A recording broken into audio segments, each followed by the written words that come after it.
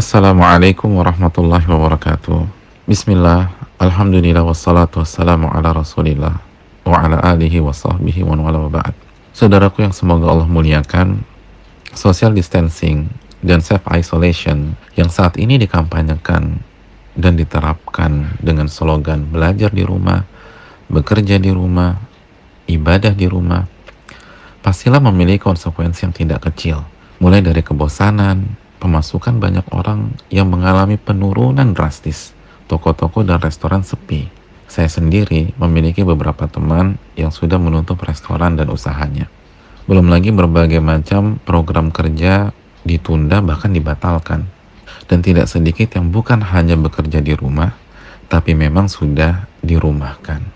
Belum lagi ada banyak acara ditunda dan dibatalkan, seperti banyak acara-acara lamaran yang ditunda, dan banyak resepsi pernikahan yang dibatalkan.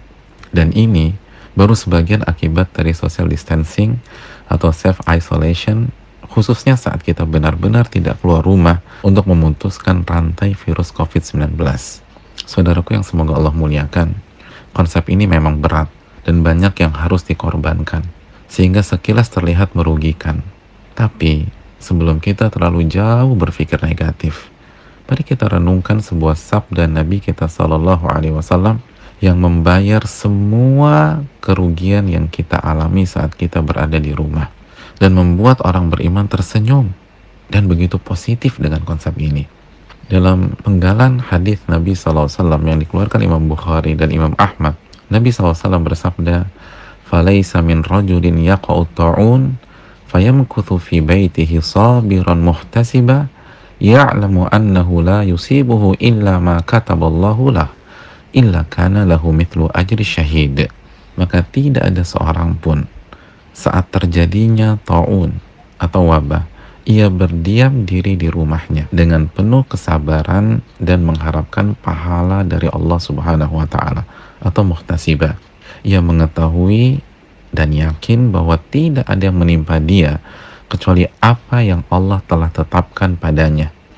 Tidaklah ia melakukan hal-hal di atas, kecuali ia akan mendapatkan pahala seperti pahala orang yang mati syahid. Hadis yang dikeluarkan Imam Bukhari dan Imam Ahmad, dan redaksi yang baru saja kita dengar adalah lafadz Imam Ahmad dengan sanad yang sahih dengan syarat Imam Bukhari. Mari kita simak keterangan ulama dari hadis di atas. Al-Imam Ibnu Hajar rahimahullah menyatakan bahwa konsekuensi yang tersurat dari hadis ini adalah barang siapa yang memiliki kondisi atau sifat seperti yang disebutkan oleh Nabi SAW dalam hadis di atas, maka ia mendapatkan pahala orang yang mati syahid.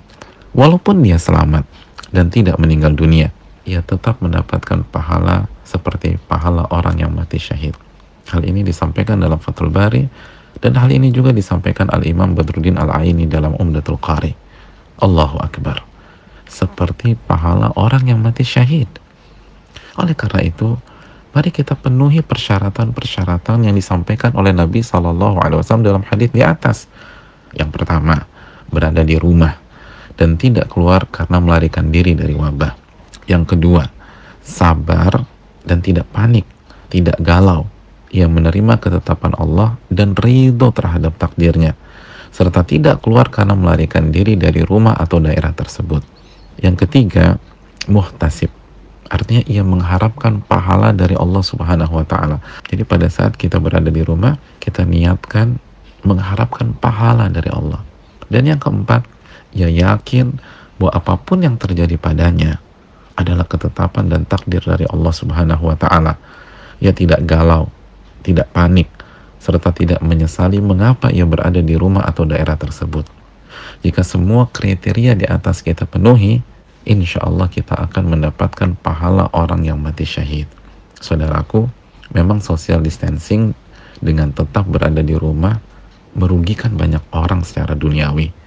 Namun, Allah Subhanahu wa ta'ala akan mengganti dengan ganjaran dan pahala yang jauh lebih besar, sehingga kerugian duniawi yang dialami seseorang benar-benar terbayarkan.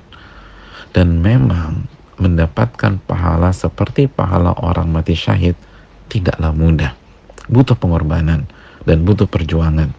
Terakhir, ada catatan khusus Apabila ada seseorang berniat dan bertekad untuk berada di rumah untuk mendapatkan pahala orang yang mati syahid, namun ia harus keluar dari rumahnya karena alasan syar'i, maka insya Allah ia tetap dapat pahala orang yang mati syahid. Contohnya seperti pejuang medis yang berjuang merawat, mengobati pasien yang terinfeksi, atau orang-orang yang memang harus keluar dari rumahnya karena alasan yang dibenarkan oleh syariat. Dalilnya sebagaimana redaksi hadis di atas, namun dalam riwayat Sahih Bukhari.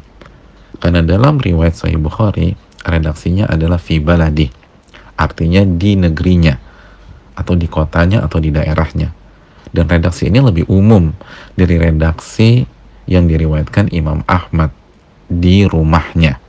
Dan kita bisa cek juga keterangan Al-Imam Ibnu Hajar dalam kitab Badrul Ma'un fi Fadli Ta'un, dan juga Al-Imam Al-Munawi dalam kitabnya Faidul Qadir.